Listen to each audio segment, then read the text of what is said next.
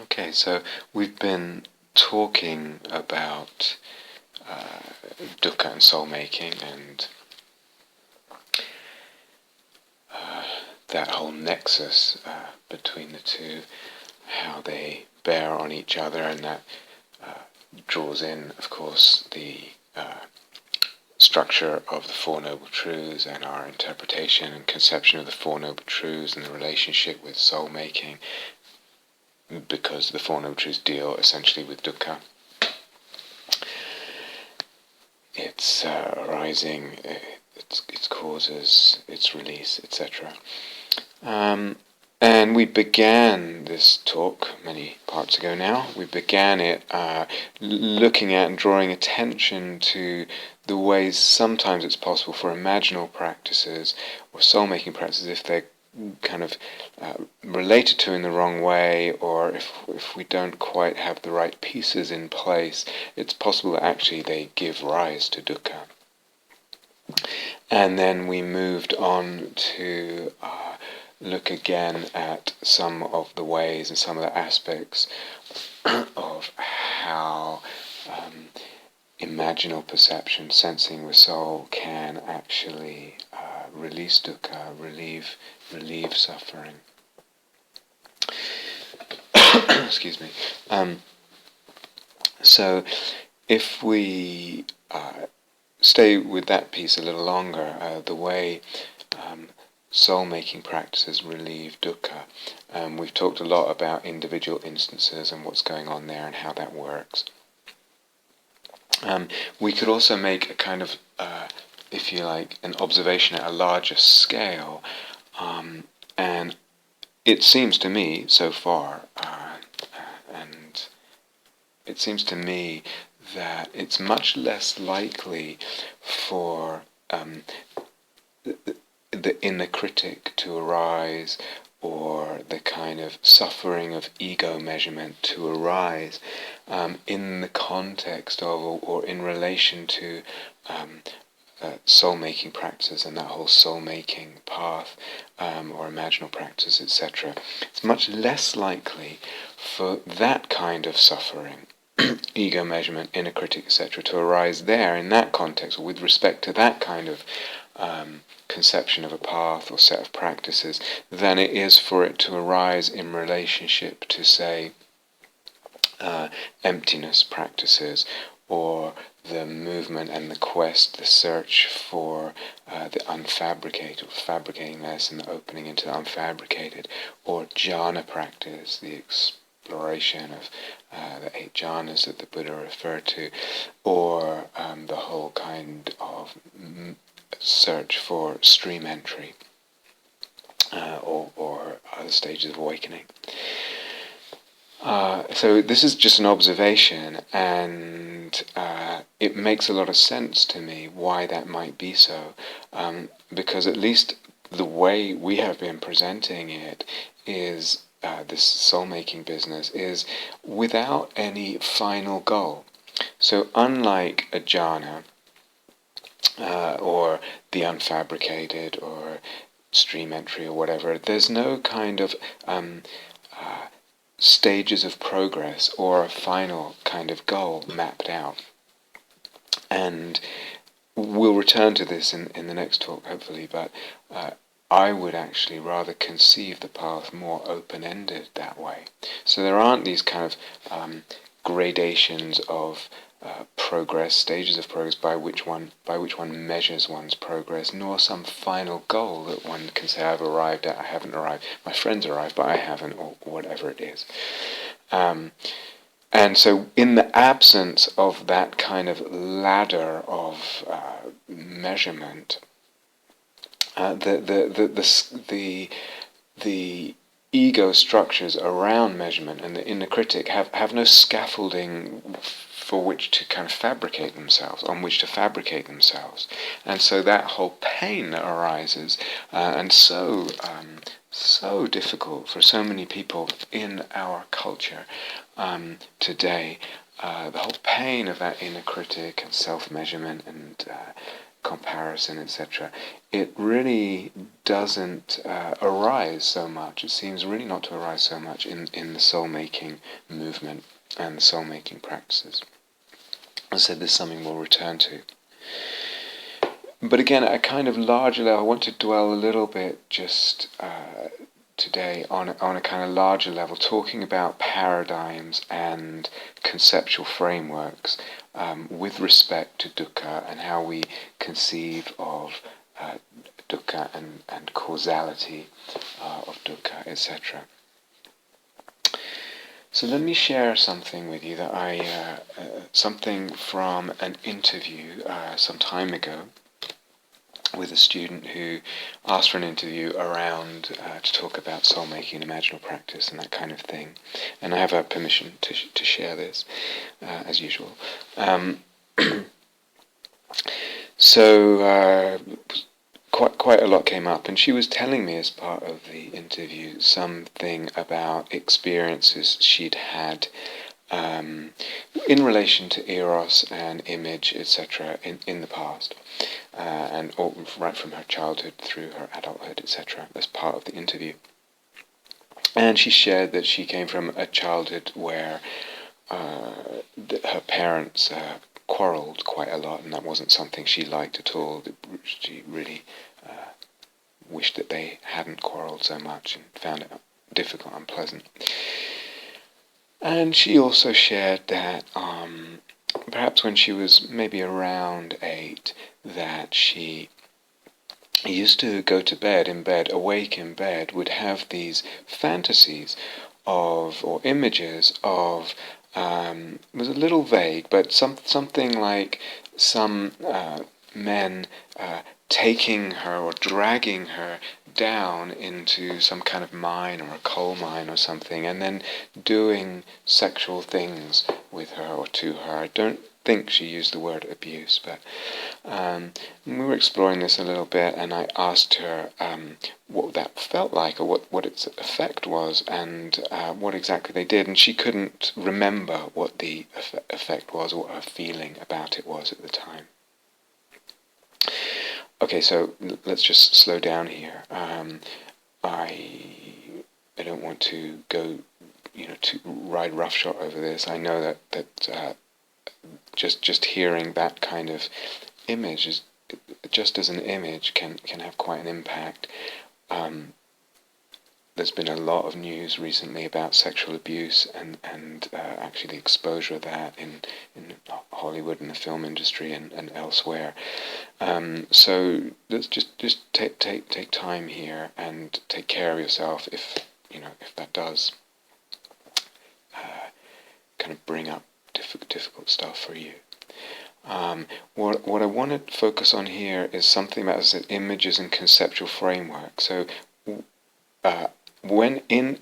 this is an instance of an image. In an instance of actual abuse, it's really important, of course, that needs to be exposed, it needs to be addressed, it needs to be confronted, it needs to be healed, and that healing actually involves not just the victim, but also the perpetrator, who can only do such things when there's some kind of wounding at some level in the psyche. So here I'm not dwelling so much on that, but I want to make more a point about images and conceptual frameworks and assumptions around causality.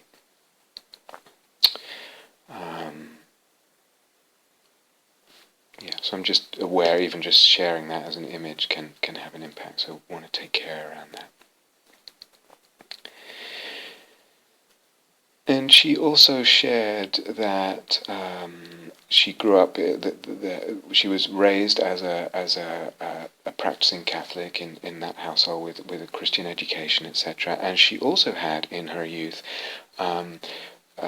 fantasies of what she called sexual union with God. And again, she was they weren't very specific fantasies, but they were definitely there. as she grew up and still in the Catholic faith, and she shared several things which just showed how this wasn't she is not now, and she kind of never really seemed to be a kind of a weak character, easily dominated in life, and nor dominating either. And she had this Catholic upbringing, and about 10 years old, she had a Catholic teacher, a woman Catholic teacher, who she loved. She really loved this teacher. And one day they were waiting to go into confession and waiting with the teacher for her turn for the confession.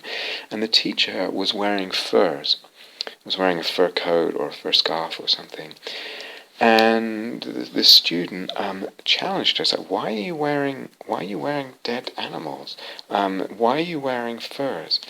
And the Catholic teacher actually was a bit sort of stunned that this question came up, and actually got up and went to consult her colleagues, her fellow teachers, came back after a few minutes and responded to this student, "God told us to subjugate other animals." And this was the answer that was given to this student. And at that point, right there and then, she just lost interest in Catholicism. So there's a spirit there that's willing to question authority, make her own decisions. She decides what's right or wrong, and even though she loved this teacher, it's like this is not worthy of being pursued. Later, something a little bit similar happened when she was exposed to and involved in the Zen tradition and started meditating. And similarly, she questioned the, I don't know if it's a Roshi or whatever, the abbot or whatever it was, around the use by the Japanese army in the Second World War of comfort women. And this Roshi or teacher, whoever it was, gave her an answer that basically said it was justified and it wasn't wrong, this abuse of women by Japanese soldiers by the Japanese army in the Second World War. And again, this student just dismissed any authority she had given to this teacher and that whole lineage of teaching, and she lost interest and moved elsewhere. Eventually found herself in the insight meditation tradition, and there, again, there was a pattern, or that's too hasty to say that. Again, she found herself having and feeling and having erotic feelings and even sexual erotic images in relation to a female teacher. And although that wasn't her, typical, and isn't her typical sexual orientation, and then that happened again with another teacher of different gender, etc. So why am I sharing all this? That was part of a much bigger conversation. What I want to dwell on here is, as I said, a point about images and about conceptual frameworks and assumptions about causality.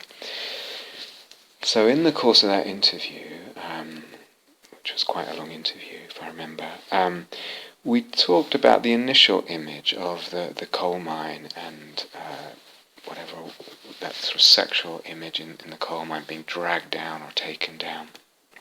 And one of the things I brought up, one of the pieces I brought up was that there is a myth, you may know the myth of Persephone.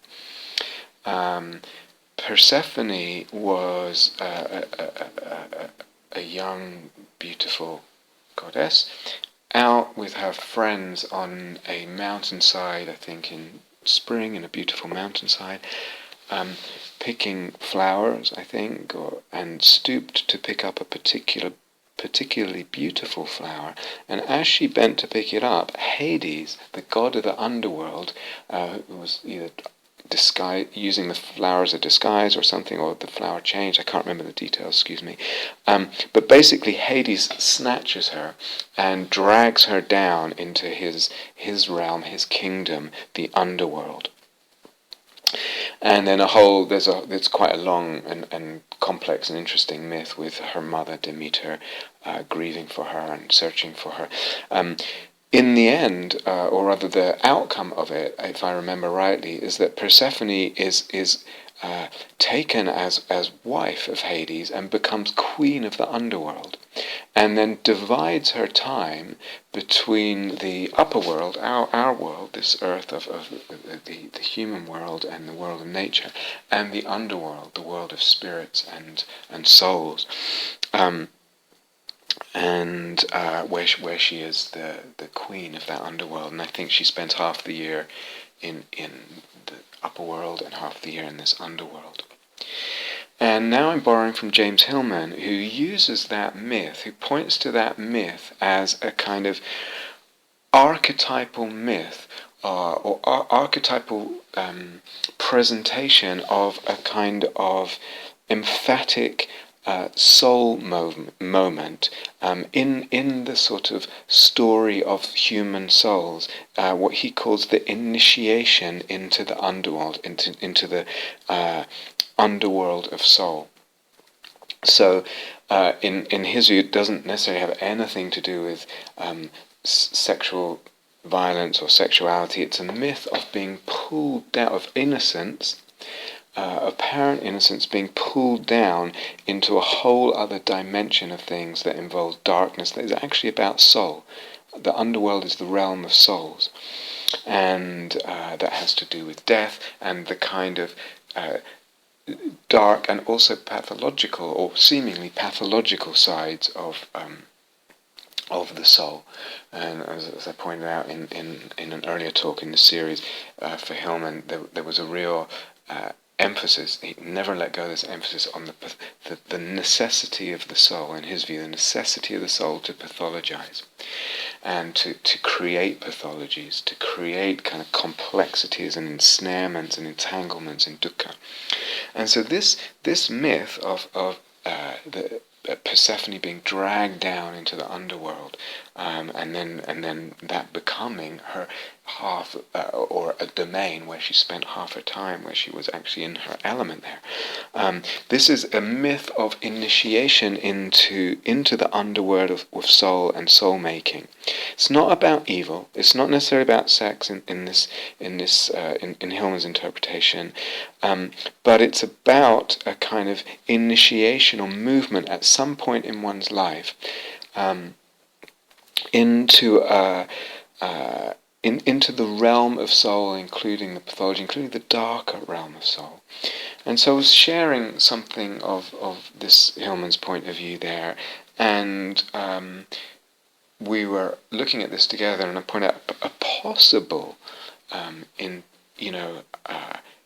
interpretation or conceptual framework to bring to bear, or lens to bring to bear on these memories of having these images that the student was sharing, is that this was the beginning, let's say, of this kind of initiation into a darker kind of soul making. And again, by dark, I don't mean evil. I don't even necessarily mean sexual, although it might be in this case, because then there were the fancies of the sexual union with God and the eros towards different teachers, etc. But this initiation into different kinds, different faces of divinity, because that's what happens to Persephone. She is, her mother is Demeter, the god of the earth, of the fields and agriculture and the earthiness. And then Hades is the god of the underworld, of shades, of ghosts, of souls. And it's a very different kind of divinity. They are both gods. Hades sometimes is also Dionysus. They're sometimes equated. So the myth is kind of an initiation, an opening into suddenly a different realm, a different kind, different faces of divinity, different theophanies, different kinds also of beauty, darker, more complex, more shadier, involving death, etc., and the metaphor of death, and the soul meaning of death. And so could it be, and again I'm not insisting on this, just opening up a possibility, could it be that what is initiated by the arising of these images for this young girl is the seeds or the prompting of a movement that may take decades to mature in the soul? Just as I think in the story of Persephone and Hades, it took her a while. It took that whole process a while to mature and reach this kind of agreement is not the right word, but new point of balance, if you like, with her being queen of the underworld. Could it be that, as I've pointed out, this soul-making, one of the ways I feel is very important to see it, or what's most important, one of the most important aspects of it is this expanding of the range of the sacred, opening to more kinds of beauty, etc., more kinds and places and directions of sacredness and of divinity, etc. And that includes, for some people at least, it includes opening to the dark, and maybe the sexual, and maybe these kinds of divinity and beauty, and the possibility of sensing, the possibility of engaging and being worked on those directions, those dimensions, those colours as soul-making, and opening up and discovering and creating beauty and divinity in those directions and in those dimensions, with those faces and those kinds. So that would be a very different kind of theory to, quote, explain the arising of these images than some of the more familiar psychological theories that we're that we're exposed to. So it's this business about conceptual frameworks and ideas and assumptions about causality that I want to just open up a little bit and bring into our consideration. So very often we might hear, someone might tell us, someone might share something very similar, like that image from a young time, an image of being dragged or taken underground like that, and something sexual happens, and we might very easily infer conceptions of causality. Infer means to carry in, fair, to carry in. From the Latin, we sort of carry in conceptions. Now this, of course, is related to what I've kept emphasizing over and over again, that concepts and conceptual frameworks imbue our perception. They're involved in any way of looking. Most of the time, we're not conscious of it, of what conceptions are involved. Most of the time, we don't have much flexibility with what conceptions are involved, but they come in, they are inferred, they are carried in, and they colour, shape, and determine to a large extent what then we see. And of course how we feel about it, how we react, how we respond, etc. So often we hear something like that, an image like that, and almost without helping ourselves, the mind is bringing in, without being able to help ourselves, the mind brings in conceptions of causality. And the causality usually functions in terms of from past to present to future. Something must have happened before she was 8 years old to give rise to these images. So something in the past gave rise to those images. And there's a causal explanation based on temporal priorness.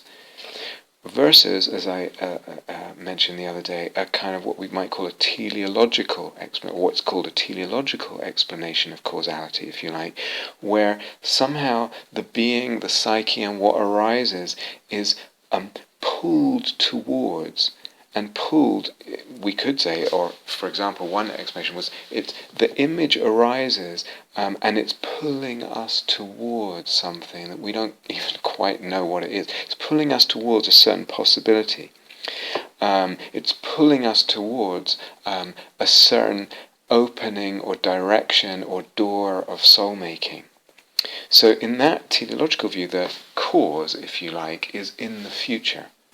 But it's not kind of a finished fact in the future. It's a very different way of conceiving of causality. It's a very different conceptual framework.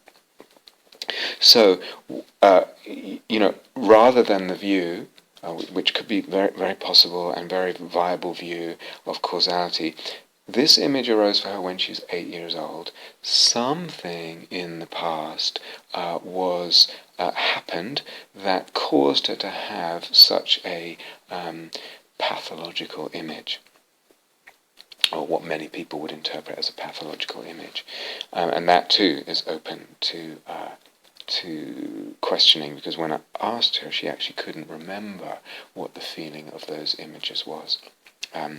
It might have been that she enjoyed them, that they were beautiful and rich. It might have been that they were distressing, maybe a combination.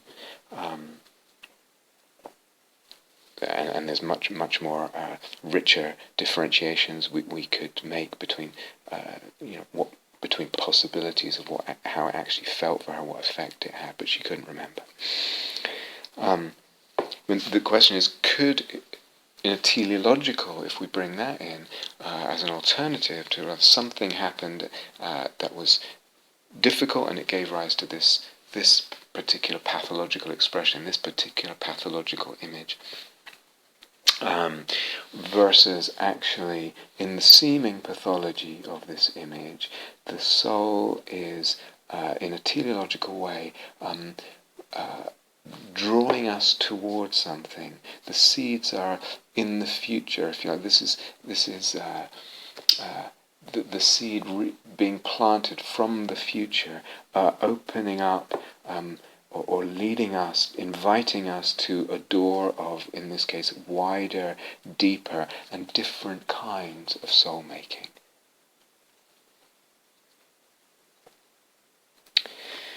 So one of the points I want to make is just how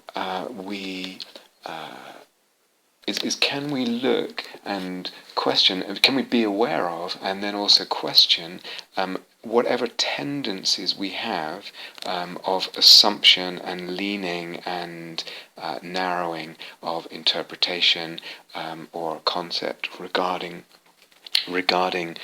causes in the psyche and for the psyche.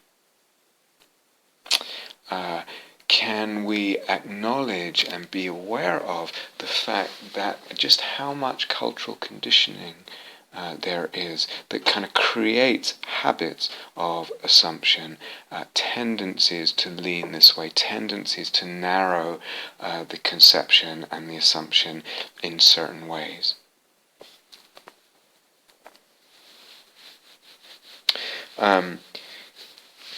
So there's quite a lot to this, but let's slow down. So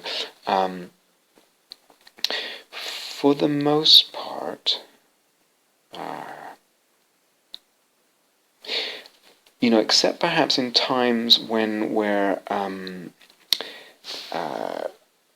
attempting to practice a sort of very close, very narrowly focused, sort of microscopic awareness, mindfulness, or bare attention, so-called, except in those times, which in a funny way, for all the sort of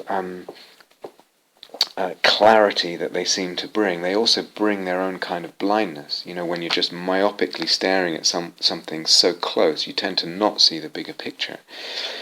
But for the most part, human beings, in our awareness of things, in our mindfulness of things, in our just everyday awareness, except in those times when there's really kind of narrow microscopic focus of attention, which produces its own kind of certain kind of blindness.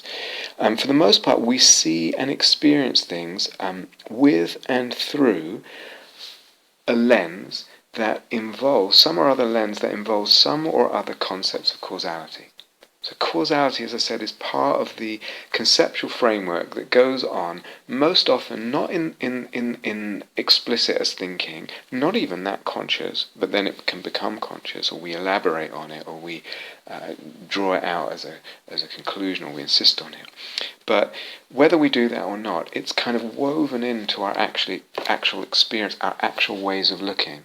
Ways of looking tend to, for the most part, they include some or other concepts around the causality. So that, for example, when we hear about the student's images from childhood, we will tend to see them as results and or as causes, or at least we see them as kind of nodes in a causal network of other events, inner and outer. This is either the result of something inner or outer, or it's the cause of something inner or outer. And this is just part of the way we tend to see the world. It's part of the way consciousness works, in fact, for the most part, unless we really try and make it not at times, with certain ways of looking. So whether those images that she shared with me, whether they're considered the results as representations of some actual abuse or trauma. So perhaps she was sexually abused. Perhaps that's the result, and this is what the images are telling her. It's a replaying, a representation of that. Or some other kind of, it's a metaphor for some other kind of psychic abuse or trauma or ongoing situation. So they're considered either representations of actual abuse or trauma, or they're considered the result as her psyche's response to that actual abuse or some kind of ongoing traumatic situation in her environment, in her upbringing, in her family. So, for example, a response of avoidance through papancha, through daydreaming. Her parents quarrelled. Did you catch that bit? And then does the mind connect that bit? Her parents quarrelled, so this is why also it's a difficult environment, so she's avoiding that kind of psychic pain through daydreaming, through papancha, and through craving for and grasping at the pleasant vedana of this kind of sexual erotic fantasy. Or the images are considered the result more of the soul and the eros seeking what's possibly its natural and fundamental movement and inclination to create and discover new and other areas, other realms, aspects, colours and faces for soul-making. In other words, the divinity of the dark and of the sexually erotic in this case. It's very different ideas about the causality going on. But however we are considering it, we're usually seeing and experiencing that, what we hear in this case, these images, as a result of something or other. The mind tends to kind of put it in a causal network.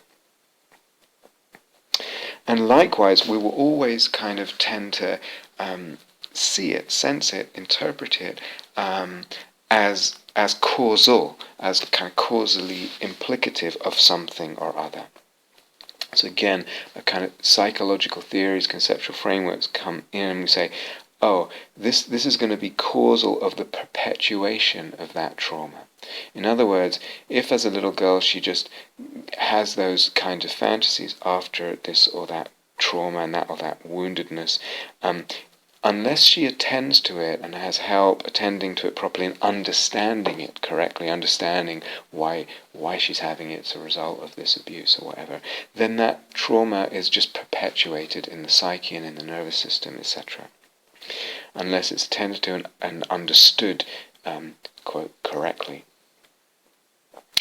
or from a more sort of narrowly classical Buddhist perspective, those kind of indulging in those kind of fantasies would just be reinforcing tendencies of craving, aversion, and the delusive habit of papancha, of daydreaming. Yeah, here, I'm just never mind the cause. These fantasies, these kind of images, you're just building craving for that kind of sexual pleasure, or that or aversion to what's actually going on in the moment, the way things really are, quote, or it's just the delusive habit of papancha. It's just daydreaming. Imagination is nothing but that. Or, again, they're causal. They're the first movements, the first shoots from the seed in different towards opening different directions of soul making. Perhaps in a Catholic upbringing, and it's certain colours of soul making, certain directions, and perhaps this was the first little seeds. The first little shoots coming out of the seed, seed of a different direction, opening up a different direction. They're quite different in terms of causes and the causing, what might be caused by excuse me, what might be the causes, and what of this kind of image and that kind of indulgence, and if we use that word, and what that might cause, where it might be going if it carries on, if one practices that, if one indulges in that. So we're always, or almost always, seeing things in terms of causation and in terms of past and future, and the connection between things or events, past, present, and future. And how we are conceiving and perceiving a thing or event in terms of its causation and its effects, or the range of possibilities we are considering as its potential effects. Yeah. So what we bring in terms of those cause assumptions and concepts about cause and effect, and the range there of possibilities that we even admit into our kind of conceptual framework in terms of potential effects, etc. That's part of how we actually approach that thing or event, what we then do with it and to it, how we respond to it, how then those images and that psychic fact, if you like, or fact of the psyche of these images arising and whatever feelings, etc., how that is then steered. So we're participating in its evolution in time through our inferring, our carrying in of different ideas, concepts around cause and effect, and that whole nexus between past and future and present and all that.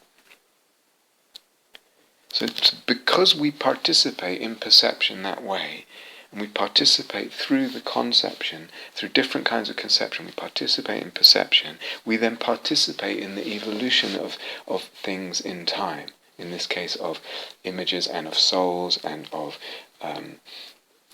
perhaps sexuality and eros and all kinds of things. So we actually create and discover the effects of something by how we interpret it conceptually. So that's an example of one level of the way that we cannot help participate in perception. And our participation determines what we see, because how we conceive of the past in relation to the present determines what happens in the present, what we perceive in the present, what we emphasize in the present, what we perceive, and then what unfolds in the future, because then it determines all kinds of aspects of how we relate to it.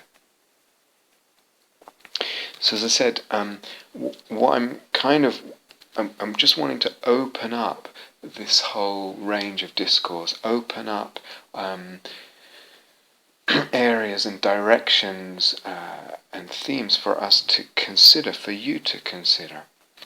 Open up the conceptual framework a little bit, and part of that is, as I said earlier, is just wanting to draw attention to, and hopefully we can all be aware of just how much we are culturally conditioned in the conceptions that we bring to meet existence. Every aspect of existence, every aspect, from the most seemingly simple material aspect of existence to the most complex and spiritual, including here the psychological and the imagination and all kinds of things. So just to be aware of how conditioned, how culturally conditioned we are. We bring in certain ideas just because we are surrounded by certain ideas, or we've been educated in with certain ideas in either the larger culture or different subcultures. And then we form habits of assumption, habits of leaning, tendencies to, and habits to narrow down our range of assumptions and concepts operating, and thus what we do with things, how we respond to things, what we feel needs doing, how we conceive them, how we feel about them, all of that. So to me this is particularly interesting around what arises psychologically for people, and also around pathology, in other words suffering and dukkha. And sometimes I'm really saying this and pointing this out for the sake of opening up a plurality. I don't want to replace one conceptual, conception around causality with another conception around causality. This one's true and that one's not. This is better than that one. I'm really interested, I really hope you can hear this. I want to open up to a plurality. Is it possible that we can actually broaden our range of conceptions and actually learn to see things in different ways and actually move between these different ways of seeing things? That's the point of all this. I don't want to replace one with another in that kind of movement. But sometimes what concerns me a little bit is just when I sense there's this kind of narrowing going on, and this quickness to assume and a sort of lock-in to a certain psychological framework that carries with it all kinds of assumptions that somehow are not don't continue. We've stopped questioning them. So and particularly around causality.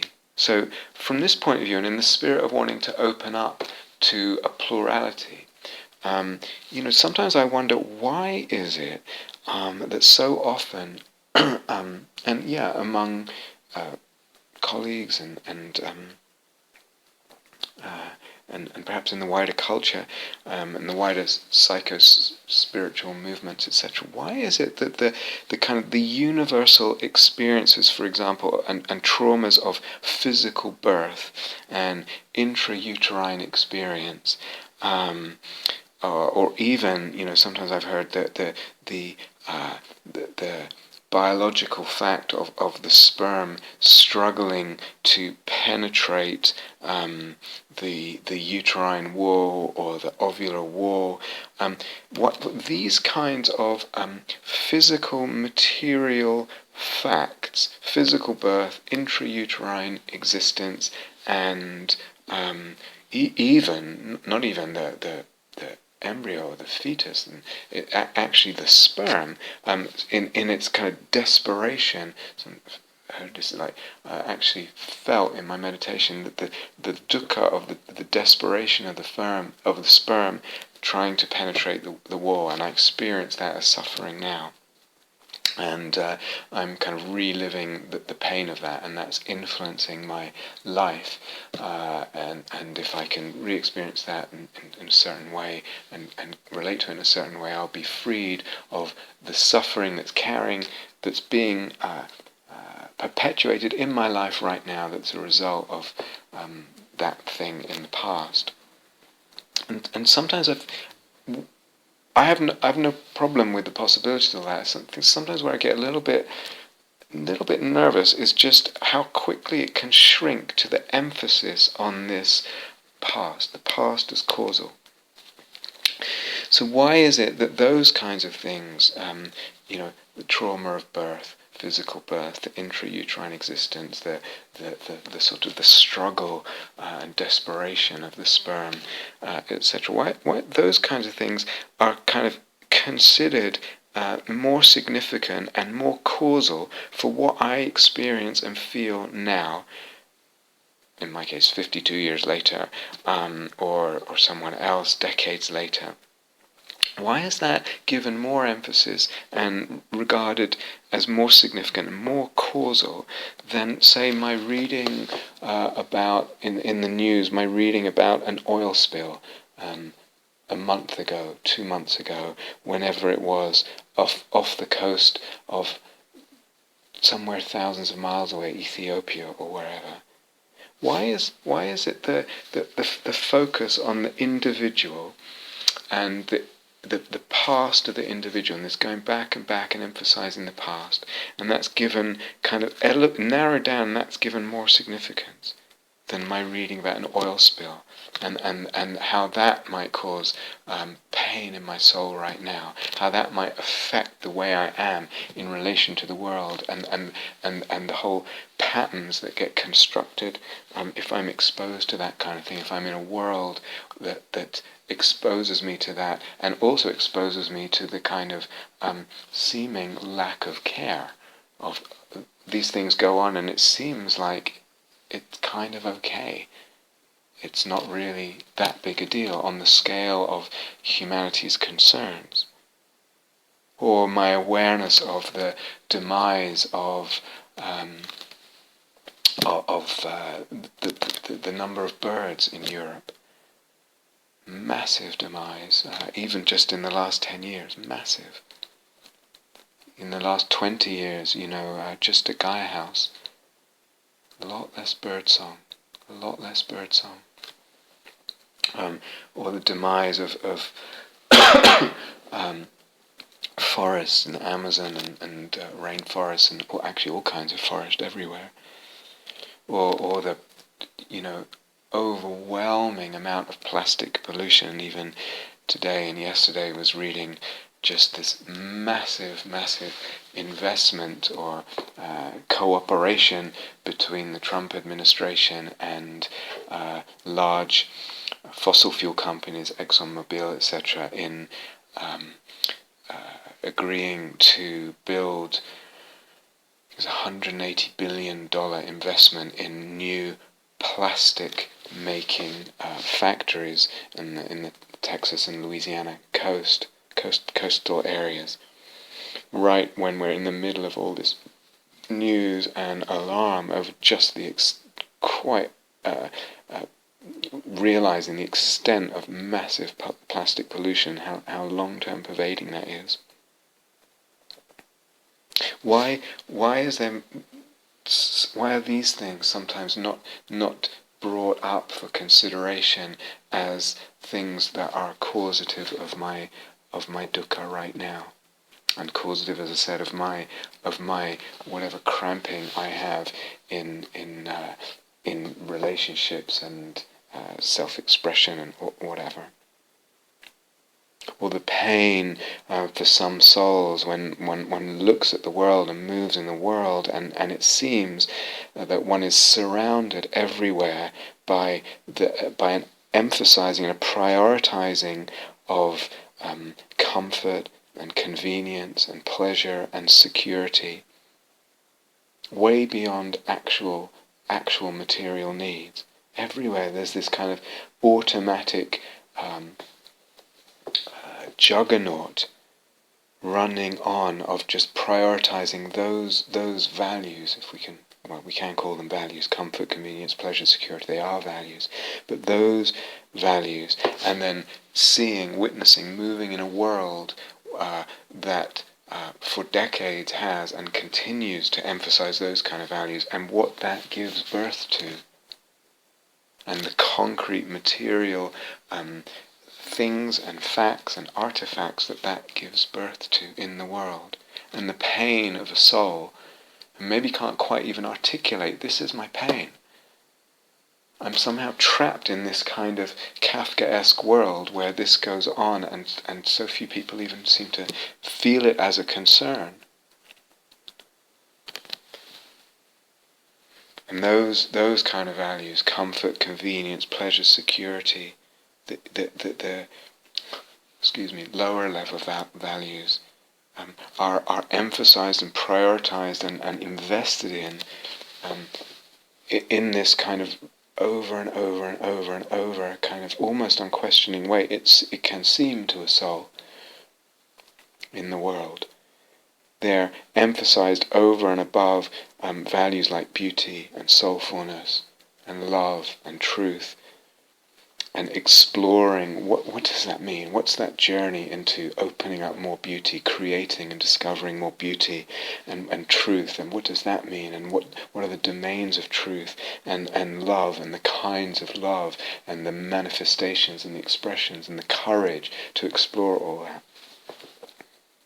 So all these are different kinds of if you like, they could well be regarded just as equally as potential causes of suffering, of dukkha, of pathology.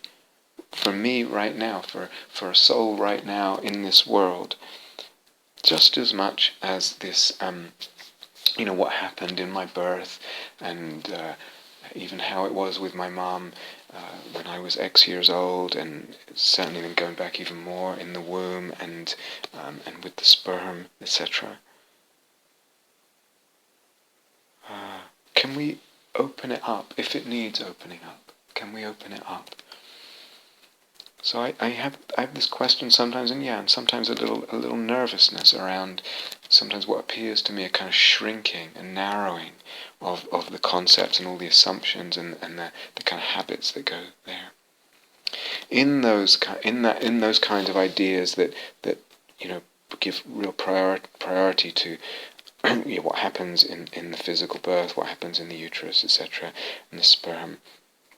It's worth pointing out that those kinds of associations and memories are kind of conjectural, and they're usually suggested to or interpreted first by some authority figure, such as a psychotherapist or physical therapist of some kind, and communicated that way, and then kind of introjected into the client subject's experience, and then one begins, oh yeah, I feel this, and so I'm not denying the truth, but I'm just saying, where does it actually come from? What's the mechanism? What's again the social mechanism? We talked about how images and soul-making can be communicated in a field. This can too. Again, one wonders about truth and origin and all that.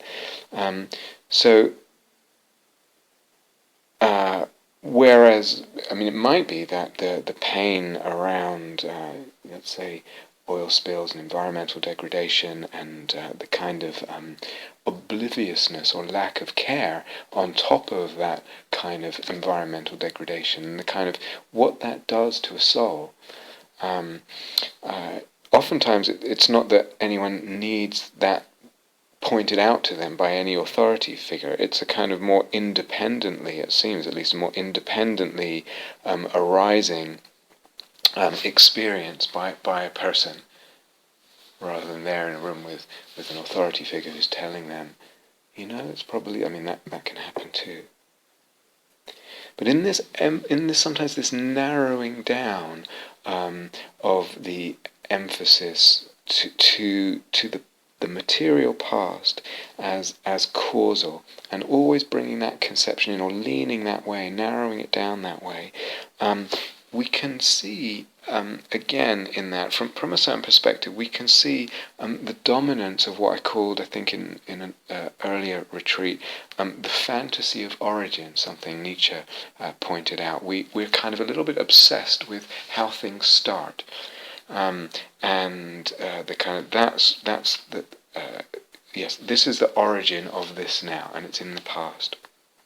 We also see in all this kind of related to that, this kind of logos, this conception of temporally linear causality. The past causes the present, and the present will serve as past cause to the future. Also wrapped up in that kind of narrowing that I've described, that I said sometimes makes me a little bit nervous, is a little bit more obscured in the way it's wrapped up, is the whole kind of history of the modern construction of self. And as I think I've pointed out on previous retreats, how we feel ourselves, how we think about ourselves, and our actual experience of self now in this culture is really quite different than it is and was, that it is in other cultures in the world at present, and than it was even in these places that we live in now in the past. In other words, in different cultures, the way we feel ourselves, we would take ourselves for granted. The whole sense of our own individuality and our own individual trajectory, with all the conception of causality wrapped up in that. That whole kind of understanding, it has a history. It wasn't always that human beings kind of felt themselves like that, assumed that who they were and what a self is and how people feel. So also wrapped up in this kind of narrowing of the conceptual range of regarding causality and pathology is also not just this whole idea of temporal structure of causality and fantasy of origins, but also this whole sense. It's not even an idea. It's become a visceral sense of what the self is as a normal experience.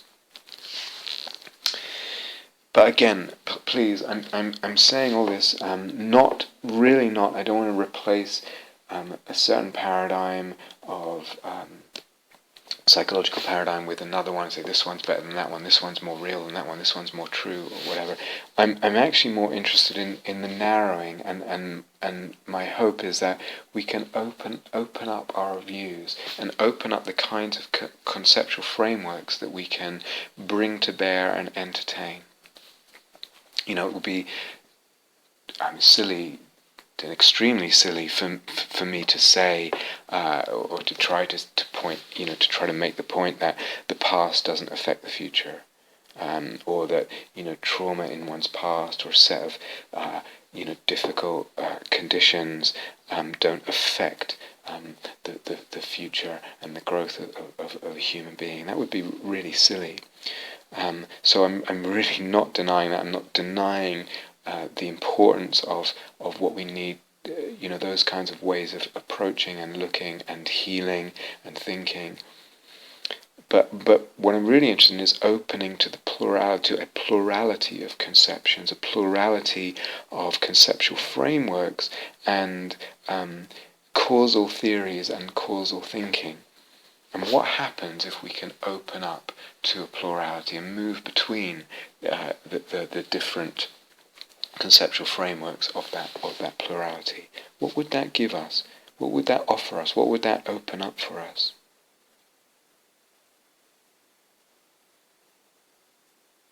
So that's really my interest, not to disregard one and replace it with another at all.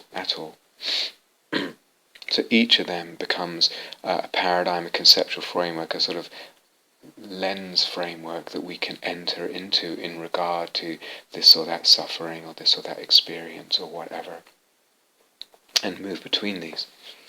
Now I think, I can't remember whether it's just something I've written about recently or I shared it in a talk, so excuse me, but I'm not actually going to elaborate on it, but I would say that it's quite possible to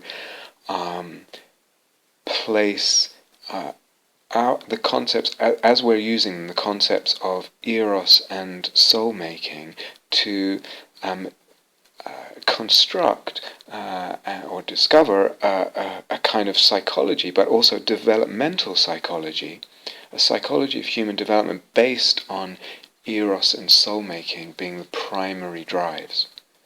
So when Freud made his kind of psychology, his psychological theory, it was based on primary drives of the pleasure principle.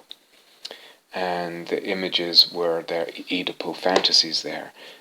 So that was the kind of basis of his theory. The whole thing driving his theory, if you like, or driving development. I say the whole developmental impetus in a human being was the pleasure principle, seeking out of pleasure, and then how that interacted with the family situation and the larger situation of civilization and its laws and morals. Kind of determined these two forces, if you like, in contact with each other, and oftentimes in opposition to each other. And what ensued determined the development of the human being. But what was primary there was the pleasure principle, and wrapped up with that the whole Oedipal fantasy as a fantasy. Someone like Douglas Fairbairn, a Scottish psychoanalyst, came much later, placed, rather than pleasure as the driving principle, placed contact as the driving principle. This is what the infant wants, contact. Someone like Kohut, in his sort of what's called ego psychology that he developed, or places actually its self-coherence, so that the primary, the fundamental drive or impetus in the psyche for a human being is towards constructing a coherent and stable sense of self, ego. So very different ideas with different psychologies, different psychological paradigms of what is fundamental, what's the fundamental drive.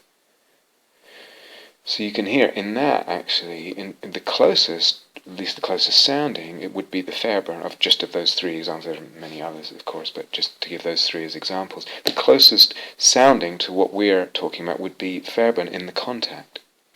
Like the drive for contact, the impetus for human contact is what drives the psychic growth, the developmental the development of the human being in that psychology. Contact, you'll recognize from our definition of eros, wanting more contact, more connection, more intimacy, touch, penetration, opening of the beloved other. It's just that for Fairbairn, that contact is more limited in what it means. It's construed in what we call more of a flatly human way. It's possible. Then my point is, it's possible to construct a whole developmental psychology and also a psychology of pathology that's based on the whole. Based on eros and soul-making, as we are defining those terms as the primary developmental impetus, and then see what comes out of that. So that might be really interesting to do. And in what ways can that, for instance, we talked about the soul-making dynamic getting out of balance with the eros, psyche, logos, or with self, other world, or whatever. And what kind of pathology, what kind of developmental difficulty or arrest or imbalance would that give rise to? You understand? I'm not going to go into this. I'm just pointing out something for the sake of a larger point. So, if we talk about developmental psychology, that whole paradigm, or just the psychopathology, or those two paradigms, then we can regard a developmental psychology that focuses on causes in the material past and just goes back as much as it can to the sperm and maybe even to past life and whatever, as one possible way of looking, way of conceiving among other options. Can we regard it as one possible angle of direction, way of looking, way of conceiving, conceptual framing among other options? So often it seems to me, at least nowadays in the circles I move in, it may be very different in other cultures, but so often it seems to shrink to that, though. It's not one among other options. It just becomes a kind of mono-narrative or mono-conception. I only have one pair of glasses, and at a certain point I forget that they're even glasses. As I said, sometimes that can become too narrow.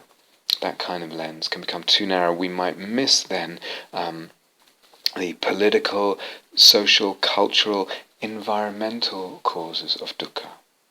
Psychological distress, developmental bending out of shape, and also physical, and it's quite, I think way before I got cancer, I pointed out in a talk, just how I felt it was really dangerous for people, oftentimes people who don't have cancer or some disease that modern Western medicine has a hard time curing. Oftentimes people jump in there and say, you have this disease, you have this cancer because you haven't dealt with some emotion from the past, you haven't processed it, etc. And it's a kind of gross assumption or a heavy accusation to bring in. And in a way, it's really a step too far of this narrowing, or as an example of a step too far of this kind of narrowing down of the causes of dukkha. So we neglect to see, there's a pretty mind-boggling cocktail of pesticides in our environment. Our air is polluted, our water, our food, and we forget that because we've somehow narrowed it down to this certain range of causes in the past that actually focus more on the individual and the individual story, wrapped up into that, constructed, if you like, by the whole construct of the modern, if you like, Western construct of self. And also sometimes there's a narrowing, and much more often a narrowing regarding the notion of temporal causality being in the past, and as causal of present, and origins being in the past. So what if there are just different options available to us in terms of conceptual frameworks? How does it feel when I say that? When I suggest that it could even be possible? One of the things I'm really quite interested in is the philosophy of science, and in science you can have, and in fact you often do have in different points in history, and right now we have different theories that have equal explanatory power and equal predictive power. And there have been times in history even when, 2 or even 3 or 4 theories explain the same physical phenomena, but in very different ways, and predict the same things, but again for very different reasons. Then in the realm of science, in the world of science, what tends to happen then, this situation exists, and it exists regularly in the history of science, then scientists seek to move towards a consensus where they decide, we now favour this theory, this favour edges it, this theory edges it over that one at some points, either because we find different predictions, and we do experiments and we realize that this one predicts what happens better, or for other reasons. I'm not going to go into this now, it's actually quite interesting. There's also, if we talk about conceptual frameworks or theories and truth, there's also again I think very interesting debate that's been going on for decades around what actually is the status, what's the link, what's the connection between a theory, a scientific theory, and reality. And we might kind of introduce that kind of thinking here as well, this or that kind of questioning. So there is forgive me if I get the name not quite right, but there's something called correspondence notions of truth. Means that one believes that this theory, or the elements of this theory, correspond to actual elements of reality. And that's what you're aiming for when you construct a theory, and that's what you're achieving when you achieve a theory that works, or you're hoping for that. So the theory is actually just a representation, a kind of one-to-one representation of it corresponds. There's a correspondence of the elements of the theory and the elements of reality. And there's a different kind of notion of truth that philosophers talk about, and that's called a coherence notion of truth, or coherence emphasis, or something, I can't remember. But what that means is that it's not so much that the elements of the theory correspond with elements of fact or physical reality. Actually, what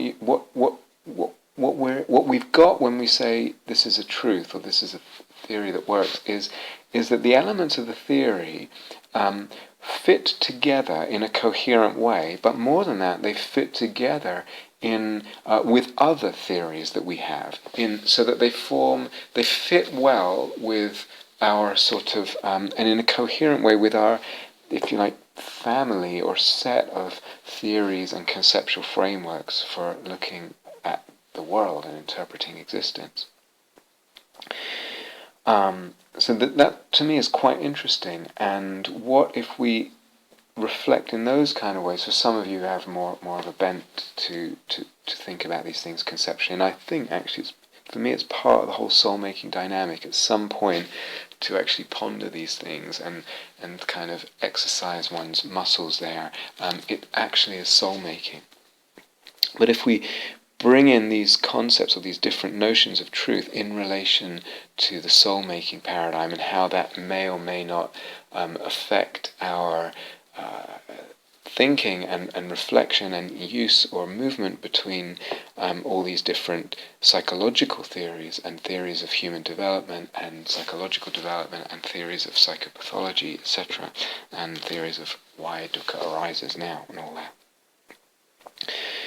And some scientists, so for instance Einstein, actually pointed out that you never really know if it's truth that's being revealed by a theory. And again, in a different way, Einstein's point was being a scientist is a bit like being a watch, having a watch, an old style watch, and you're kind of you look at the face of it, and you look at the hands and the rest of it, and you can kind of hear it ticking and all that, and you're really kind of guessing or constructing theories for how it actually, what's actually going on inside, but you never really get to see what's going on inside to finally corroborate your theory. And he said, science is always like that. We might get to look kind of, so to speak, it might feel like, oh, we've got more inside because now we've got an electron microscope and this and that. But actually there's always a way, there's always a level at which you can't actually see. So there's this sense that we never really know whether a theory corresponds to reality. In a very different way, quantum mechanics and the whole, what's called the Copenhagen interpretation, is saying that our physical theories are not really about what is there, they're about what arises in experiments. What happens on the needles and dials and readouts in the laboratory. And there are really theories about that.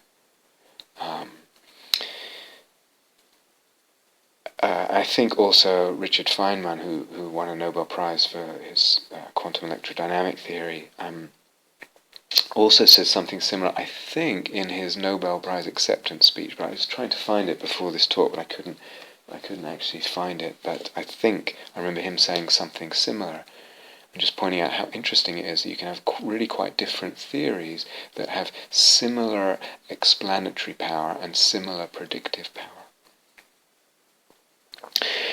Philosophers are even, a lot of contemporary philosophers are even more keen on this idea of opening up or questioning the whole relationship between theory or concept and fact or even perception and so-called reality. And there's a long history of that in Western philosophy with Hume and Kant and Nietzsche and even more so and later. But what we have here in all this is the fact that different conceptual frameworks explain what we witness, explain what we observe in the human being, in our lives, in our experience.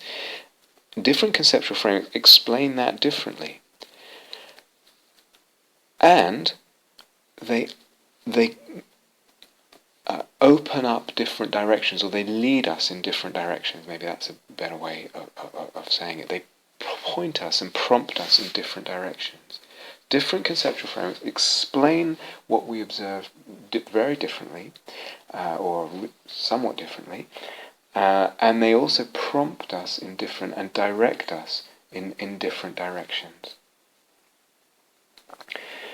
What I want to say, what I want to suggest and even hope for is, I wonder if, in partly helped by in realizing the thorough and deep and radical emptiness of all things, and going into that a lot, it's possible to realize there is no ultimate truth of things. There is no kind of perspective on reality where one can say, this is how this thing is.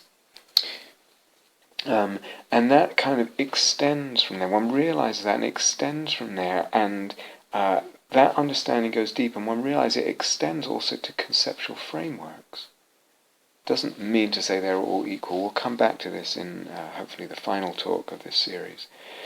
But one senses that we're not really, there is no possibility of arriving at some ultimate truth in that sense. And one begins to sense through these kinds of practices, through the emptiness practice, but also through the soul-making practice, one really senses one's participation, as I've emphasized a few times, one's participation in perception, one's participation through conception in what arises, and also, even deeper than that, one's participation in the truth, or in what reality is. And all of that, and maybe it's possible through that. Maybe possible. Maybe already accessible to you through some other facility or natural inclination. It's possible that we can open up for ourselves this flexibility of conceptual frameworks. That we are actually free to move between different conceptual frameworks, and we're adept enough in different conceptual frameworks. We're not relating to any of them as this is the real one, that's not the real one. This one is true, that's not true. This is the final explanation of things, of what we see. This is the final explanation of human psychological development. This is the final explanation of human suffering or pathology or difficulty or whatever. But we can have conceptually and practically this flexibility. It's really available to us. Each of them we recognize has a different emphasis, a different way in, a different angle. It, perhaps we could say, opens certain doors and directions more, and perhaps others less, and delivers certain fruits more and others less than an alternative one.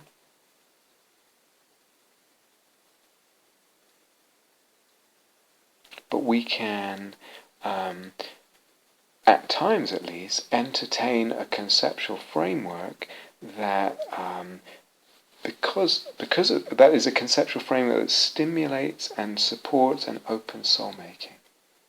It's not so much about truth and this, being the final reality. It's a conceptual framework that works in a way to, as I said, stimulate, support, nourish, and open soul-making for us. And that would be one conceptual framework among others in the ways that we relate to dukkha, in the ways that we relate to our ideas about human development and what it is to develop well, and how that can kind of be impeded or contorted or whatever. It's one paradigm among others, one conceptual framework we can entertain, we can adopt, move in and out of. And then wrapped up in that idea is a kind of meta-conceptual framework of flexibility among conceptual frameworks. That there's a kind of higher level idea that it's actually valid and valuable and helpful and really legitimate to move between different conceptual frameworks, whole different paradigms about psychology and development and pathology and suffering and whatever. A meta-conceptual framework. And for me, that meta-conceptual framework is also a framework that stimulates, supports, nourishes and opens soul-making.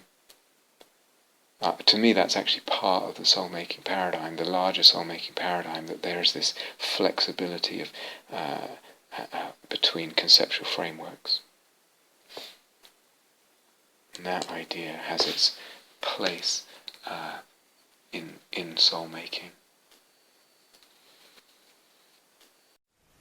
Thank you for listening. To learn how you can support the teachers and Dharma Seed,